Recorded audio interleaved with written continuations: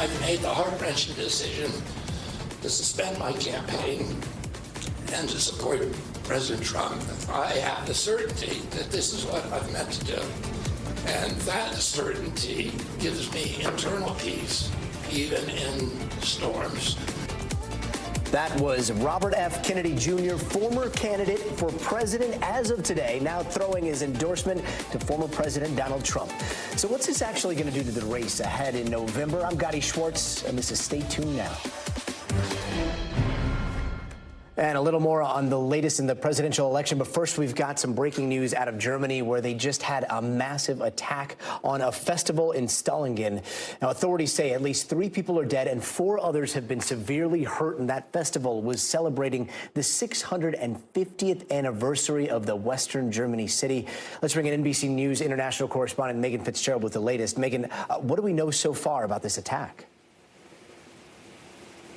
Well, Gadi, look, this was meant to be a joyous occasion where the town came out to celebrate the anniversary of the town's existence. I mean, this was a 3-day celebration when all of a sudden, as police say, out of nowhere, someone went on a stabbing rampage, killing at least 3 people. We know it's a woman and 2 men, and severely injuring at least 4 others. Now, according to local media reports, they say that the event organizer went onto the stage saying that his emergency workers were fighting for their lives. Now, NBC News has not been able to independently confirm that, but I can tell you people have been asked to stay away from downtown, to stay inside their homes.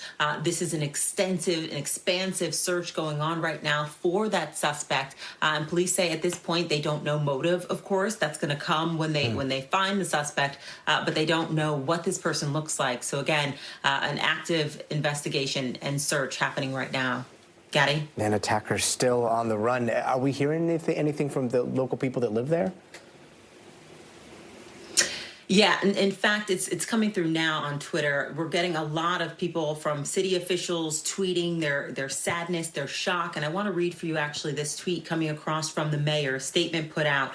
The mayor says, "This evening, we are all in shock, horror, and great sadness in Solingen. We all wanted to celebrate our city's anniversary together. And now we have to mourn the dead and injured people. It breaks my heart that there was an attack on our city." He continues to go on to say that he has tears in his eyes for those that he's lost. And of course, he is asking for prayers.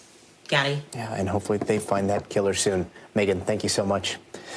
And turning now back to politics, less than 24 hours after Vice President Kamala Harris accepted the Democratic nomination for president, her opponent, former President Donald Trump, seems to be going on offense overdrive, hosting twin campaign rallies, first in Nevada, now in Arizona, where he took the stage just moments ago. And all of it is happening right after a pretty significant endorsement. Robert F. Kennedy Jr., a former Democrat turned independent, saying he is stepping out of the race and supporting Trump, who seemed to take it in stride in Vegas a little earlier.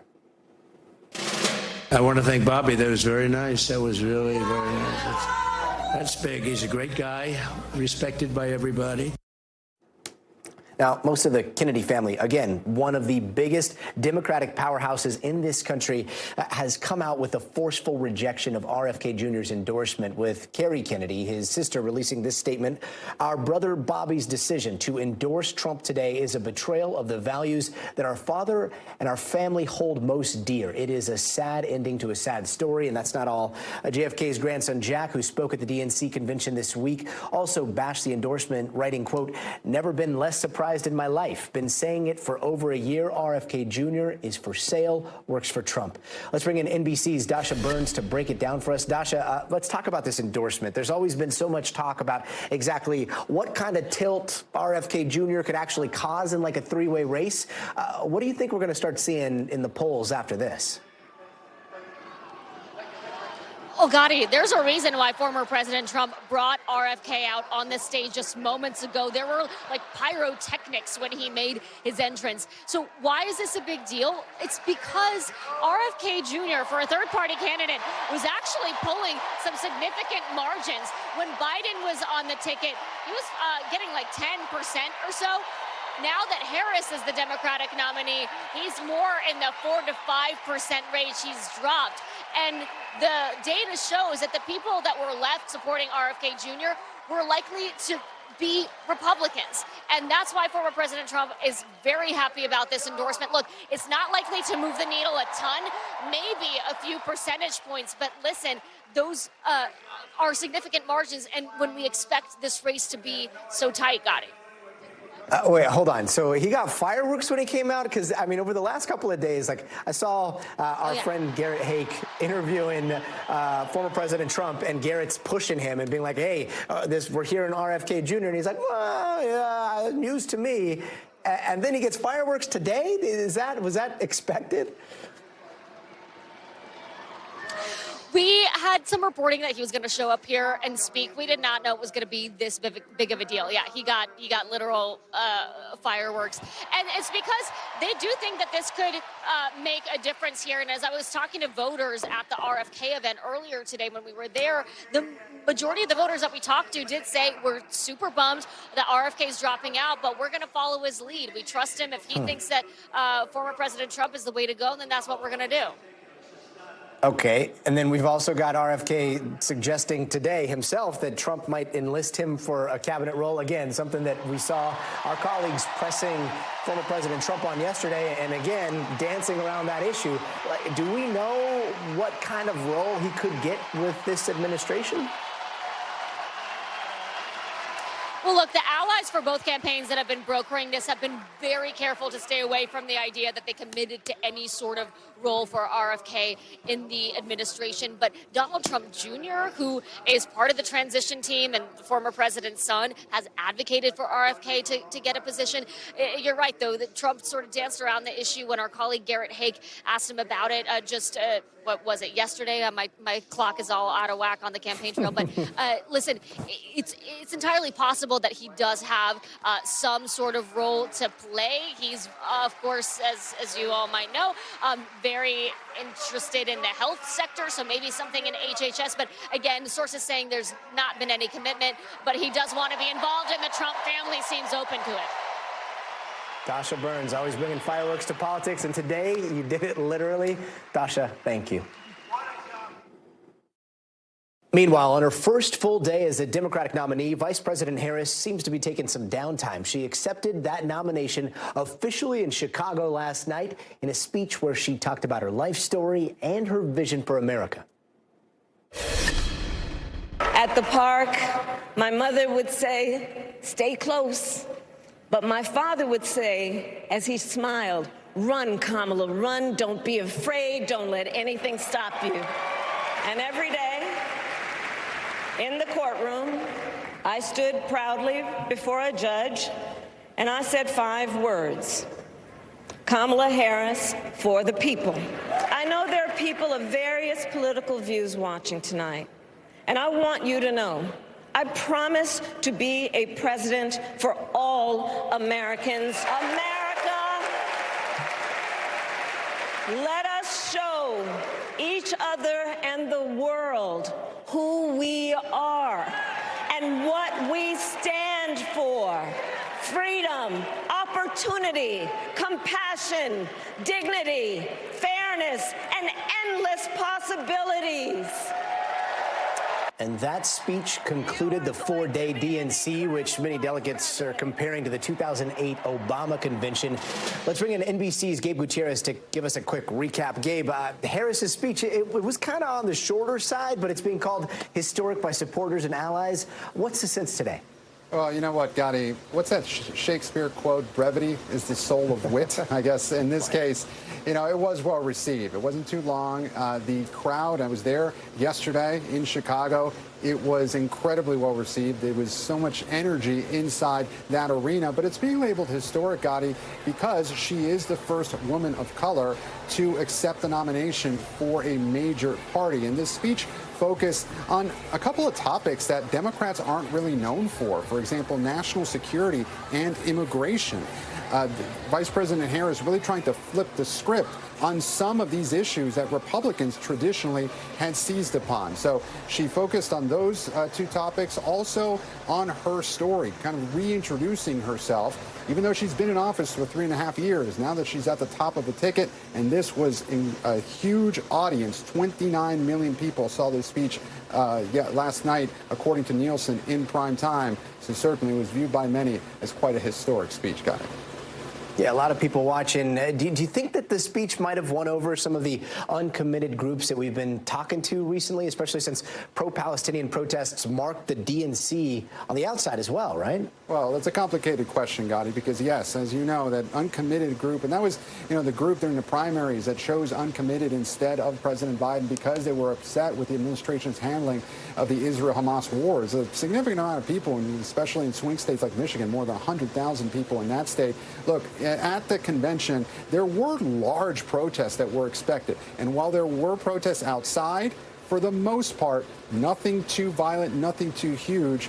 Inside the convention, there wasn't any sizable protest at all. Just on the first night, somebody tried to, unfurl a banner. But for the most part, the uncommitted folks, delegates that were at the convention, they organized a sit-in overnight because they were very upset that no one from the group, no pro-Palestinian speaker, was given a speaking slot at the convention. So while some of those voters are quite upset with Kamala Harris, they now don't see her as any different than President Biden. For the most part, this DNC was not widely interrupted like it may have been expected to. There were some comparisons that it could be compared to the 1968 convention in Chicago, which certainly had those clashes with police. That did not happen. What will be interesting to see over the coming months, how this does play out in some of those key battlegrounds, including Michigan, whether Vice President Harris suffers with that uncommitted group. At this point, from looking at the DNC at least, it doesn't appear that that this group will have any will affect her voter turnout. But again, it's too soon to tell at this point, Gadi. Yeah. So the election 74 days away. 74 days away, and I mean, I gotta say, the Harris Walz ticket, that feels so odd to say those two names together for the first time, like so late in an election season. But now that that's all set, what's the plan for the Harris Walz campaign? Well, they're going to have to do a lot in a short amount of time. Now, what the focus is shifting now to the first debate between Vice President Harris and former President Trump. That is scheduled for September 10th. That's just in a few weeks. And we understand, according to sources familiar with the matter, that Vice President Harris has already begun prepping for the debate. She's already held one mock session. Now, more immediately, though, next week, it's possible that we could see our first sit-down interview with Vice President Harris and Governor Walz. The Vice President had signaled that, she had said that she would do a sit-down interview before the end of the month. Of course, her critics have been blasting her for that, saying that she should do a sit-down interview and perhaps a press conference. We don't have an exact date for that just yet, but again, it could be next week. And we expect Walz and Harris to go out on the campaign trail once again next week. Got it. Dave Gutierrez, thank you. And you know how rent prices are just too darn high right now? Well, today, the Justice Department filed a lawsuit against a software company that they think is actually helping landlords keep it that way. NBC News correspondent Antonia Hilton has more. Tonight, the Department of Justice says landlords across the country are sharing private data and scheming to raise the price of rent using a software program. It's made by a company called RealPage, now being sued by the DOJ for violating federal antitrust laws. Americans should not have to pay more in rent simply because a company has found a new way to scheme with landlords. Here's how it works. Landlords give the company pricing and occupancy information. RealPage pools that info and then uses that data to make pricing recommendations to those landlords and others that pay for the service. The result, according to the DOJ, instead of market competition, collusion. The DOJ says landlords have used the service to keep prices high. The suit quoting the company as bragging, "Our tool ensures that landlords are driving every possible opportunity to increase price, even in the most downward trending or unexpected conditions." In Phoenix, Arizona, the Attorney General found an average overcharge of 12% for units managed using RealPage's software. In a statement, RealPage said its software is legally compliant, adding, "We believe the claims brought by DOJ are devoid of merit, and we intend to vigorously defend ourselves against these accusations." Landlords are just sort of turning over their practices to software. Attorney Gary Rhodes has worked with renters. Do you think most everyday Americans are aware of the extent to which they might have been impacted by this algorithm? Absolutely not. I mean, algorithms, almost by definition, occur in a black box. He believes this lawsuit has the potential to make housing more affordable for all. Antonia Hilton, NBC News. Tonight, a manhunt for an ICE detention escapee is expanding around Florida. It has now been 2 days since the fugitive escaped the Chrome Detention Center in Miami-Dade County, and sources are telling our NBC News affiliate in Miami that the man was 31 years old, but it has been hard to get any details on who he is or what he did, which is adding to the concerns from locals. I come here every single day. And you feel safe? No, not really. It's really concerning. And then far from fixing it, we're getting more undocumented and more people that are not vetted. We don't know what's coming in. Let's bring in NBC News correspondent Priya Sridhar with the latest. So, Priya, we've got a lot of local police. We've got Customs and Border Protection, Highway Patrol, all looking for the escapee. What else do we know about the search so far? Yeah, absolutely, Gadi. As you mentioned, this has been a multi-agency response. And one of the biggest challenges when it comes to searching this area that's about 20 miles west of Miami is its proximity to the Everglades sort of ecosystem. That's a wetlands ecosystem, which is what sort of triggered even Florida Fish and Wildlife to get involved. They've been using this kind of amphibious vehicle to try to navigate through that terrain. And in addition to that, they've been searching through the air with helicopters, the Miami-Dade Police Department helicopter and a Customs and Border Protection helicopter as well. They've also been employing canines in their search. But as you mentioned, the search has been ongoing for about 2 days at this point. And really, as you mentioned as well, we don't know a whole lot about this individual. A source did tell our Miami affiliate, our NBC affiliate, that he's 31 years old, but we have absolutely no idea if he has been charged with any sort of crime here in the United States, a violent crime or a drug offense. We do know, however, that this is an ICE detention facility, so we can assume that he has some sort of issue with his paperwork or his status here in this country. There's about 10,000 people that are processed through that facility every single year, and 5,000 of them end up getting deported. There's about 615 male detainees inside of that facility right now, Gadi. Wow. And I mean, those pictures from the air of the Everglades, like, I can't think of a more difficult place to search. Do we know how this guy escaped? We don't know anything about the circumstances surrounding how exactly he was able to get out of custody, and that's certainly something that I'm sure ICE officials will be investigating. But the top priority right now is, of course, to try to apprehend this individual, find this individual. And sadly, this isn't the first time this has happened at the Chrome Detention Facility. As recently as December of last year, another inmate was able to escape. They were, in that scenario, able to find him within 48 hours, Gadi. Wow. Priya Sridhar, thank you. And a nightmare come to life for one family in Northern California, and that's being revealed in this new lawsuit. Now, this is Jessie Peterson, and her family was looking to check in on their daughter while she was being treated at a hospital last year. Now, they were told she was discharged, but she was actually dead, and her family didn't find out until a year later. NBC News correspondent Steve Patterson has more. Ginger Kanji is living a parent's worst nightmare. I have absolutely no faith in your hospital. She spent a year looking for her missing daughter, Jessie, but says a local hospital just informed her that her daughter actually died last year, and her body has been stored in a morgue this whole time. Kanji telling our Sacramento affiliate KCRA that in April of 2023, Jessie Peterson was admitted to Mercy San Juan Medical Center after experiencing a diabetic episode. She wanted to leave the hospital, and I told her she was in the best place to get the best care that she needed. She needed to stay put. A few days later, Kanji says she called the hospital to check on her daughter, but was told Jessie had been discharged. They said they didn't have anybody there by that name.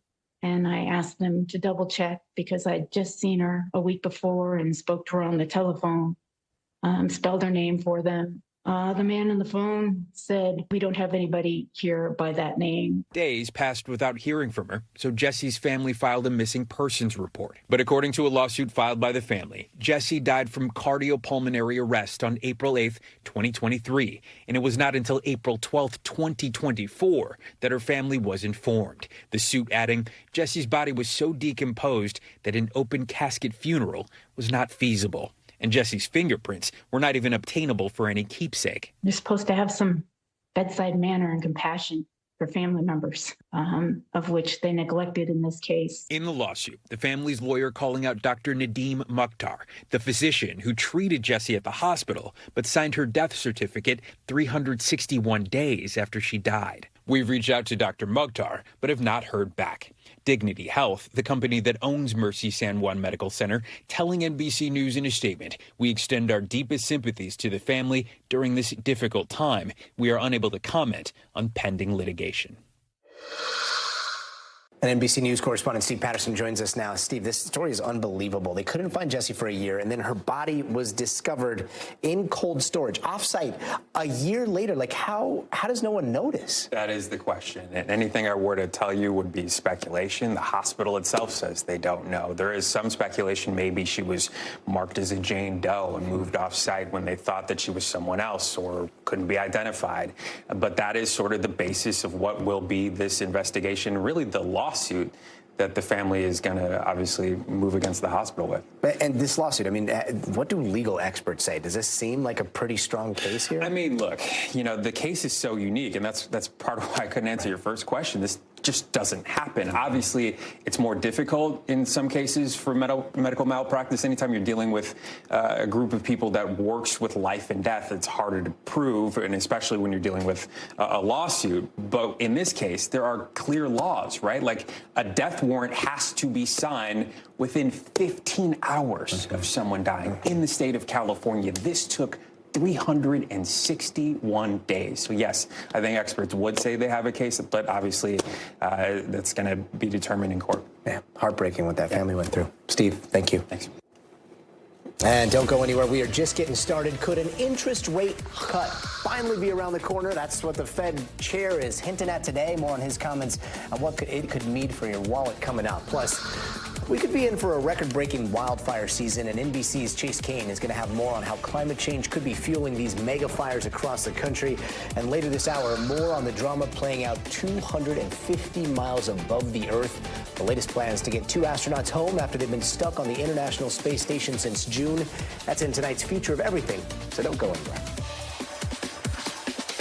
We are humans, and this is hard on crew members and their families, and we take that into account. But again, as professional astronauts, they're prepared for this, and they're doing great.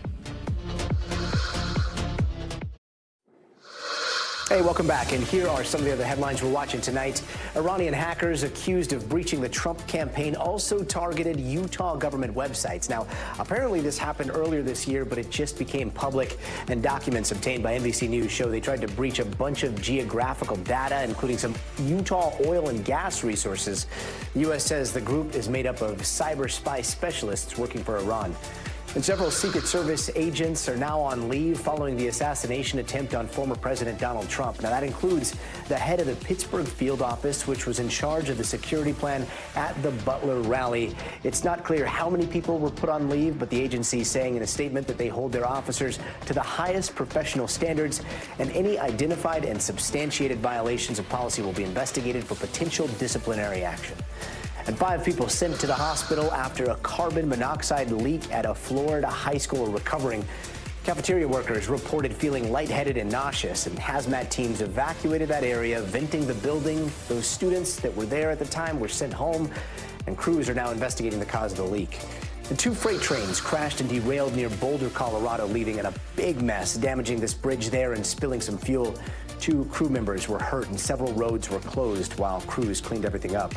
There are free COVID tests that are about to be available again. You can order them straight from the website covidtests.gov starting next month.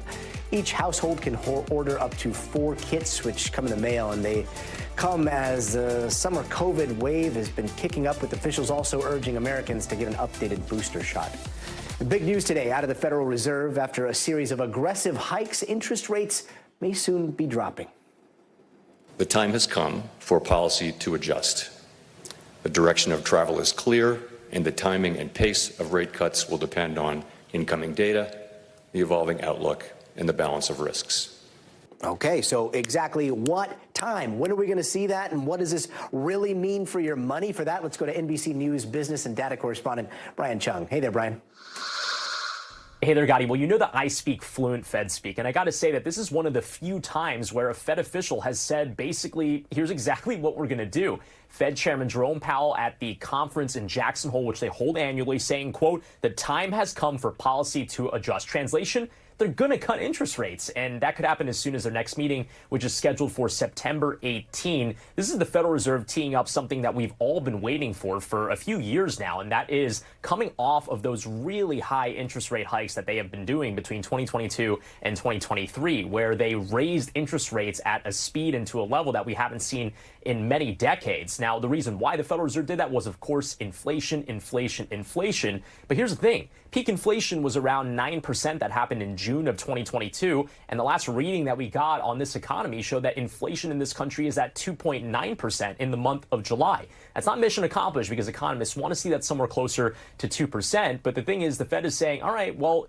in advance of that number getting a little bit lower, we can maybe ease up on the brake pedal and at least lower interest rates by a little bit. Still keep them high, but lower them just a little bit. And the reason for why they want to do that is because of concerns about the labor market. So yes, they managed to get inflation down, but we've also seen the unemployment rate start to tick up a little bit from about 3.5% to 4.3% as of the last reading in July. Jay Powell saying, quote, we do not seek or welcome further cooling in labor market conditions. Translation, they don't want their high interest rates to put an undue amount of people out of work. And the unemployment rate, I should point out, is still historically low. The Fed just doesn't want to see it skyrocket from here, which is why they're teeing up this interest rate cut. But the big question now, Gadi, whether or not that interest rate cut is going to be a 0.5 percentage point or 1/4 percentage point. Likely, it's going to be owing up to the data between now and then. We get one more jobs report and another inflation report before their next meeting on September 18th. And, of course, I'll be watching it like a hawk. Gadi? September 18th. All right, mark your calendars, Brian. Thank you.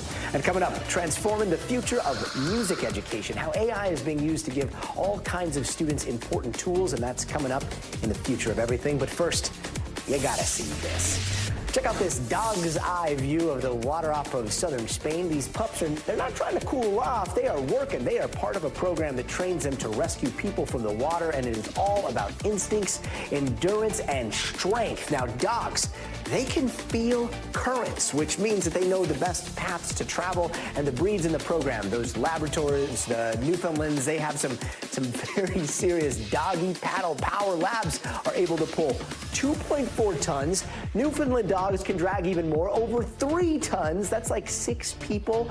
Oh, salty little doggies. We'll be right back. Hey, welcome back. A quick look at the forecast, and the extreme heat is straight ahead. But first, here are some stories that are happening out west that we're following right now. Utah man accused of faking his own death and escaping the U.S. is now standing trial. Prosecutors say Nicholas Rossi allegedly raped a former girlfriend back in 2008, and the fugitive used a bunch of names and identities over the years, even saying he's never stepped foot on American soil. Now, after faking his death in 2020, he was spotted in Scotland and extradited to the U.S. in 2023. Now, a Utah judge says he will stand trial. And Burning Man is back. The off-the-grid, dance-in-the-dust self-reliance fest, literally in the middle of the Nevada desert, kicks off this weekend. And for the first time in over a decade, it's not sold out. Thousands of burners are hard at work right now, setting up their makeshift city for about 9 days. And you might remember last year the scenes of utter chaos as a storm left thousands stranded, forcing people to trek miles in ankle-deep mud. Hopefully that doesn't happen this year. And a bull was spotted on the run in Vegas. Now, this happened yesterday, and it was actually running out in front of traffic. And after a quick chase, police and some animal specialists wrangled up the bull, returning it back to a rodeo park. But that guy was probably just trying to head to a casino, get it? 25 million people in the Southwest and Texas are under a heat advisory after a scorching week, and they could face temperatures of up to 110 degrees starting tomorrow. So let's bring in NBC News meteorologist Bill Cairns, who has more. So, Bill, let's start with all this heat happening in the South there. What can you tell us about that? Yeah, this hasn't just been Texas hot. I mean, this has been like hot even for areas like in the desert Southwest. If I told you Phoenix was 114, even they would be like, this stinks. But that's been the case. Vernon, Texas was 114. It was the hottest spot I could find in Texas today. And by the way, the Texas all time, like ever since we've been keeping records, the hottest temperature ever recorded in Texas is 120. So not that far away. Dallas today was about 102, still feeling like 100. I mean, these are the current temperatures. So even as the sun's going down, it's still blistering hot. Over the weekend, it stays warm, very warm, not quite as extreme as it's been this last week. We have excessive heat warnings. A lot of these will be dropped as we go throughout this evening, but heat advisories are still going to go from southern South Dakota all the way down to San Antonio. So it's not like it's going to cool off. And what's amazing is how hot it is in the middle of the country, whereas the east has been relatively coolish this week. And we have a huge shot, a very unusual fall storm heading into California and the West Coast. Do not be surprised if over this weekend you see some pictures of snow at the highest peaks of some of those southern Cascades, or maybe even some portions of the mountains there outside of Reno, maybe the Tahoe area. Yeah, that's like a sign of things to come. The middle of the country, though, still blistering hot. 103 San Angelo will still be 100 on Sunday in Omaha. The West is still very cool. I mean, from the Rockies, Boise to Salt Lake City, it's a big break for your air conditioning, but not the case into next week. It stays ridiculously hot from Dallas to Nashville to St. Louis, all next week 100, and the heat index will make it feel like 105 to 110, Gadi. But you should enjoy that cool air on the West Coast. Pretty unusual for this time of year. Yeah, sure will, especially if you're going up to Tahoe, you're paddleboarding, and then there's some snow on the mountains. That's pretty crazy. Yeah. What else can we expect ahead of the next holiday weekend? Yeah, so this next week's pretty quiet. One of the things we'll be watching this weekend is what happens of all places Hawaii. So we don't have any tropical trouble in the Atlantic anywhere, but the Pacific is not the case. So here's Hilo here, the Big Island, and this is Hone. It has 50-mile-per-hour winds, not like a huge storm, but it is going to get stronger. The Hurricane Center does bring it up to a strong tropical storm as we go through the weekend, and it has that cone of uncertainty just clipping the southern portions of the Big Island. What you need to know about the Big Island is there's two volcanoes there above 13,000 feet. So even when the periphery of the storm hits it, it's going to just wring out the moisture. So we do have a chance of flash flooding this weekend. The wind shouldn't be too bad. Of course, the surf will be up too. Surfers will love it, but dangerous for any of the beaches there in Hawaii. And as I mentioned, the Atlantic, this is, as we head into the first week of September, Gadi, it's the peak of the season. Why is it so quiet? The water temperatures are cool. We got wind shear taking place, and there hasn't been a lot of strong tropical waves coming off the coast of Africa and a lot of dust. So, remember we said this could be a record-breaking season for the number of storms. So far, we've only had 5. Yeah, fingers crossed it stays that way. Hey, no complaints. Yeah, none at all. Thanks a lot, brother. And the man accused of sparking California's park fire pleaded not guilty to arson charges in court. Prosecutors say Ronnie Dean Stout II started the fire by pushing a burning car into a gully outside of Sacramento. And the park fire is still burning tonight, becoming the 4th largest ever in California after torching over 400,000 acres, and it is still only 65% contained. And it's not just California either. The Durkee fire in Oregon burned almost 300,000 acres there, and that one's almost fully contained, but we're learning more land has burned this year in Oregon than ever before. And as NBC's Chase Kane explains, there is still massive concern as we are right in the middle of fire season. Hey there, Chase. Hey, Gadi, when we look at the number of acres burned in Oregon, more land has already burned so far this year than any other year on record. And we are just now getting to the part of the season here in the West when wildfires are at their worst. And when we zoom out across the West, the number of acres burned so far this year is right on pace with the worst years in history. This year has brought roughly the same number of fires as usual, but those fires have become big, burning more than 3 times as much land as last year. More than 5.5 million acres so far, filling skies with smoke coast to coast. And we're still approaching the peak season. And a new analysis from Climate Central shows that it's being driven by an increase in the number of fire weather days. Days which are hot, dry, and windy, kind of like this. It's a signature of climate change. When you have fire weather, you can't do things like prescribed burning, at least not safely. So it really kind of gets you from both sides. Parts of California, Colorado, Washington, and Texas have already seen more fire weather days so far this year than they typically have in an entire year. And again, the peak season is still ahead. You can kind of think of it as like rolling a pair of dice. Andrew Moore forecasts fire weather conditions across the U.S. from NOAA's Storm Prediction Center in Oklahoma. And so you might have really hot, dry, windy conditions one day, but maybe you don't get the ignition, you don't get the fire. But like I said, you keep rolling those dice. And as the climate keeps getting warmer, you're just rolling the dice more and more often, so you have more chances to start big fires. And that's part of why NOAA is expanding their fire weather team. Climate change means all 50 states face risk. But there's definitely been an uptick in the severity of the fires, and in particular with people moving closer to the forest or embedding within the forest, the danger to society is much greater. And so we're seeing these catastrophic wildfires much more frequently within the United States. In fact, FEMA now says 1 in every 3 Americans lives in an area like this, where homes mingle with forests and other wildlands. Some people are moving out of cities and towns to find cheaper housing, while others, even those who know the risk, just love being next to nature. Moved up here because we just love living in the woods. Now I hindsight, second guess that. And as Americans continue moving to areas prone to fire, FEMA says the risk area is increasing by 2 million acres every year. At the same time, human-caused climate change brings more fire weather days, even where you might not expect, like Massachusetts, New Jersey, and Virginia. And some good news is that because of the bipartisan infrastructure bill from back in 2021 and just some extra money that Congress set aside last year, the Storm Prediction Center is able to expand their ranks. They're hiring more meteorologists focused specifically on looking at fire weather conditions because, again, those fire weather days are becoming both more common and more extreme all across the U.S. Gadi? Chase Kane, thank you. And up next, working to find common ground to create a ceasefire between Israel and Hamas. The key issues set to be discussed. Negotiators are talking this weekend as concerns grow about conditions on the ground in Gaza. Hey, welcome back. Let's take a quick look around the world. Russia is reinforcing positions in eastern Ukraine as Ukraine intensifies strikes on key infrastructure there. And Russian forces are starting to send reinforcements to the Kursk area to counter Ukraine's advances. Meanwhile, Ukrainian attacks on airfields and supply lines are complicating Russia's efforts to try to maintain control there. In Italy, crews have recovered the bodies of all 7 victims from the super yacht that sank off the coast of Sicily. And that includes British tech magnate Mike Lynch and his 18-year-old daughter. Now, that yacht went down in a storm on Monday, and investigators are trying to figure out how the unsinkable boat sank while another nearby boat remained intact. And in Canada, a major railroad company faces a new threat of strike just hours after employees got back to work. The first short strike, which happened after contract talks stalled, lasted over a day, and rail workers are pushing for improved schedules and better rules for paid time off. For now, Canada's government has stepped in to get the trains rolling again. And in Botswana, a dazzling find has been unveiled. This is a 2,492-carat diamond. It's a baseball-sized gem that weighs more than a pound, and it is the second largest diamond ever discovered.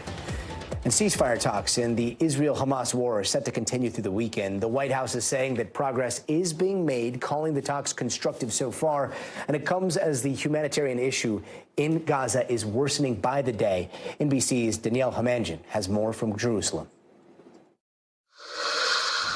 Well, talks ongoing in Cairo tonight and over the weekend to try to bridge the remaining gaps. And in the words of White House National Security spokesperson John Kirby, early signs show that those talks are constructive and they're making progress.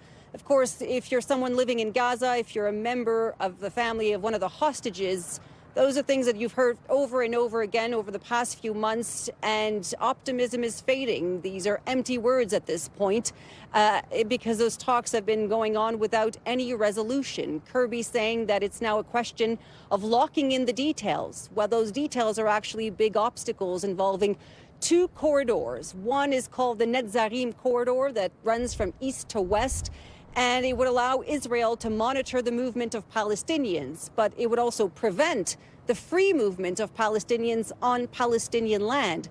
The other issue, of course, is the Philadelphia corridor, which is this buffer zone between Egypt and Gaza.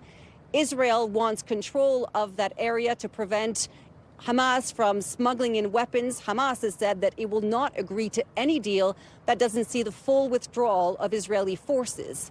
Now, still in Gaza, last week we heard that the first case of polio was recorded in 25 years. The patient, a 10-month-old child that had not been vaccinated. Well, today we find out that this baby, in fact, is now paralyzed. The WHO saying that he is in stable condition but has lost any movement in his lower left leg. Now, the UN agencies are urging both Hamas and Israel to agree to a 7-day ceasefire to allow for a vaccination campaign that would reach 1 million children and give them 2 doses of the polio vaccine. Danielle, thank you very much. Now, Dublin, Ireland, American football. Yeah, the Irish, they are going to play host to a game we are used to seeing in Tuscaloosa, Alabama, or even here at the Rose Bowl. And it's the start of college football season, and fans of both Florida State and Georgia Tech have made their way across the pond for a very unique experience. NBC News international correspondent Kelly Cobier caught up with them earlier today. Take a look. Dublin, Ireland, sounding a lot like a college football town today, with 25,000 fans from FSU, Georgia Tech, here to cheer on their teams on Saturday for the college football season opener. Dublin, Ireland, famous for music, museums, whiskey, and this week, college football. Florida State University will take on Georgia Tech. The ACC matchup drawing 25,000 American fans to Ireland. Predictions? Tech wins. Tech win, of course. There's no other way. It's bucket list. It's just one of the biggest things we'll ever experience in our life. 10th ranked FSU playing their first ever game overseas with lots of new faces on the field, including a new star quarterback. Have you been abroad before? I have not, so this is my first time. So I took a video of myself, putting the stamp on the passport and everything. Yeah, so I'm excited. Florida State, the favorites. You could feel the energy from the minute we got off the plane. There are a lot of garnet and gold that's around Dublin. Georgia Tech aiming for an upset with a little help from their coach's 5-year-old daughter. She makes these. She picks them out for me. Every game, every practice. You'll see I have these on. And Are these your lucky charms? yes, they are. The Yellow Jackets also hoping they have a little luck of the Irish on their side. A hometown hero, punter David Shanahan, believed to be the first Irish player to win a full college football scholarship. Excited to be here, excited for, my teammates to get the chance to see kind of where I'm from Ireland. Definitely some nerves. Who's going to be in the stands? Yeah, I'd say everyone I've ever met from the ages of 18 down, pretty much. Visiting Dublin's Emigration Museum with his teammates, where a new exhibit welcomed him to Irish sports history. I'm a rambling wreck from Georgia Tech and a hell of an engineer. Thousands of miles from home, fans on both sides, ready to bring that Saturday football spirit to a new home for college football. Kelly Cobiella, NBC News. Shanahan, Kelly Cobier. What a cool story. Thanks so much for that. And before we go, it is time for the future of everything. The future of the Starliner crew, well, that's set to be announced tomorrow. Could that saga soon finally come to an end? We're going to take you through all the potential options, plus learning the ins and outs of playing music without the normal tools, how one company is, of course, using AI to try to replace instruments. We're going to take a look at that in the future of education coming up next.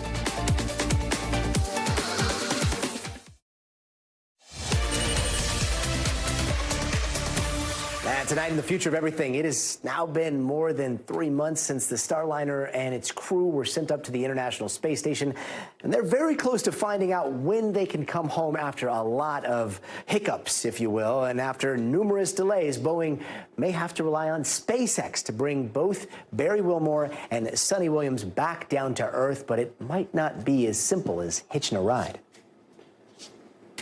A new update on the 2 astronauts still up in space. On Saturday, NASA leaders will hold a readiness review from the Johnson Space Center in Houston and are expected to announce a final decision on when astronauts Butch Wilmore and Sonny Williams can finally return home. and liftoff of Starliner and Atlas V. The pair launched into space in June on the first crewed test of Boeing's Starliner ship. It was supposed to be a 10-day mission, but helium leaks and issues with the propulsion system have left the craft and the crew docked at the International Space Station for more than 2 months. The main problem, thrusters that are needed for safe re-entry. In a statement, NASA says that along with Boeing, they have gathered data both in space and on the ground regarding the Starliner spacecraft's propulsion and helium systems to better understand the ongoing technical challenges. Our big concern is having a successful deorbit burn, making sure that the prop system works just the way it needs to all the way through the deorbit burn. If a decision is made not to return Starliner to Earth with the astronauts on board, one potential scenario would involve sending the spacecraft back without its crew and leaving 2 of 4 seats open on an upcoming SpaceX flight to the space station that's already been pushed back from this month to next. So Wilmore and Williams could return with that team. But that would mean keeping them in space until February. We are humans, and this is hard on crew members and their families, and we take that into account. But again, as professional astronauts, they're prepared for this, and they're doing great. Welcome aboard the International Space Station first. It's a great place to be, a great place to live, a great place to work. Last month, the astronauts telling our Tom Costello they're confident in efforts to bring them back home safely. We've been thoroughly busy up here. They're working very hard on the ground to make sure that we will be able to come home before too long. They're always keeping busy, and who better to talk about all this than a former NASA astronaut and commander of the International Space Station, Leroy Chow. Leroy, thank you so much for being with us. I've been wanting to ask you this question for a while. I know that everyone is always saying, look, they are fine, they are safe, and there are enough supplies. But you spent a lot of time on the International Space Station. Like, how much closet space is there up there? How much supply are we talking? Like, how long could they last up there? Right. Well, supplies and logistics are a big deal anytime you have an orbiting outpost or a remote outpost. And so, yeah, even on my mission, we had a food shortage during the first part of our flight because the Expedition 9 crew had gotten into our food and there was some kind of problem with the accounting. And so we had to ration food for, a little over a month. And so it is a big deal. But the good news is a resupply ship just docked to the station a few days ago, and so it should have been packed full of food and clothing, so there should be no shortage. I'm sure they were counting everything up until now since they were up there for a lot longer than they were supposed to be, but I'm sure it all worked out fine, and now they should be good on supplies. Are there potential cases where everybody on the ISS starts rationing their food, and have we seen any of that? Well, sure. I mean, in my case, we were down to, no kidding, about 1,200 calories a day, for about 4 or 5 weeks of real food. We had plenty of calories on board. They left us all the sweets, all the desserts and candy bars. But unless you're a little kid, that's not real pleasant. But yeah, we are prepared to have to ration things or be careful with our supplies. But like I said, now that the resupply ship has arrived and it was packed and launched after they had already been up there. So I'm sure it was packed full of food and clothing. Food and clothing, and then also, I mean, worst case scenario here, possibly 2 new spacesuits for the Dragon capsules, because there's a compatibility issue between the 2 different spacecrafts, right, when it comes to their spacesuits? Right, that's right. So the spacesuits, of course, they do perform the same function, but there was no common interface, no common specification that was required. Just like, Russian and American spacesuits and interfaces are different. They're not compatible either. So if you're going to go back in a different spacecraft, the suits you went up with maybe won't work. So, I mean, there are a few different options. Number one, I'm sure that, SpaceX can probably either they have some larger size suits or they can build some because they're custom made, but they could probably make them a little bit bigger. I'm sure that NASA would provide the measurements for Sonny and Butch and they'd be able to kind of, rough guess that. Whether or not they could do it in time, they probably could. They still have several months, but I'm sure they could figure out a solution for getting suits to them. Yeah, I've got a great spacesuits tailor down in Santa Monica. I'll send him the number. Leroy, thank you so much. My pleasure. Thank you.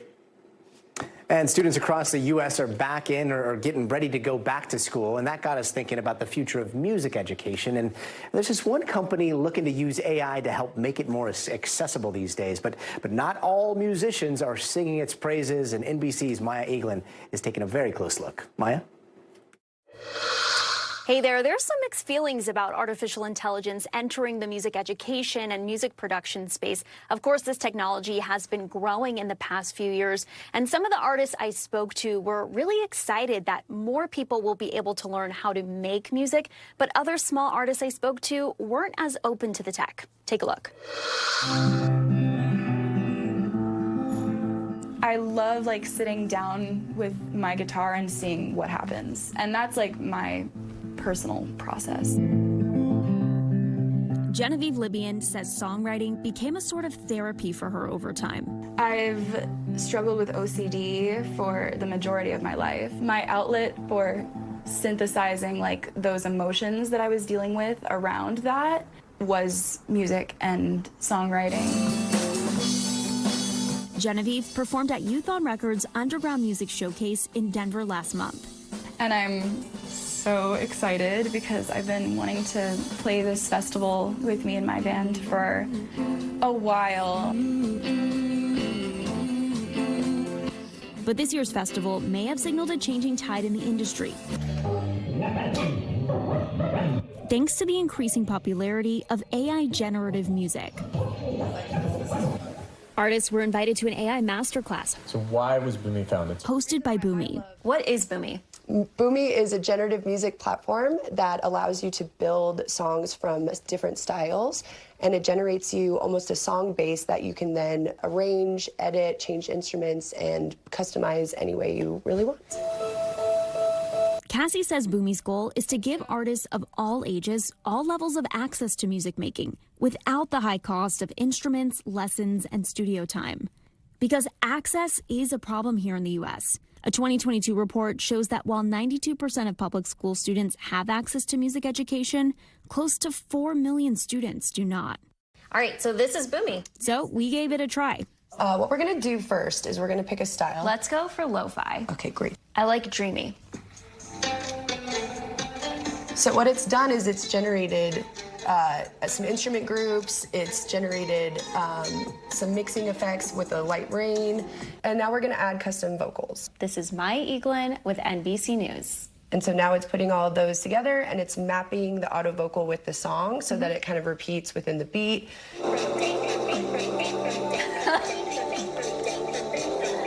That's fun. Aside from the cool demo, Boomy reached a distribution deal with ADA Worldwide, the independent arm of Warner Music Group, last year. The deal aims to lay the foundation for how the music industry could potentially deal with AI-generated music. Sometimes I lose my step. Denver-based band Dog Tags is welcoming the change. Think about how much more vibrant the Denver scene even could be if every person who is sitting at home with a song idea in their head had a tool that could start it for them so that they could show their friend the guitarist. But not all musicians are on board.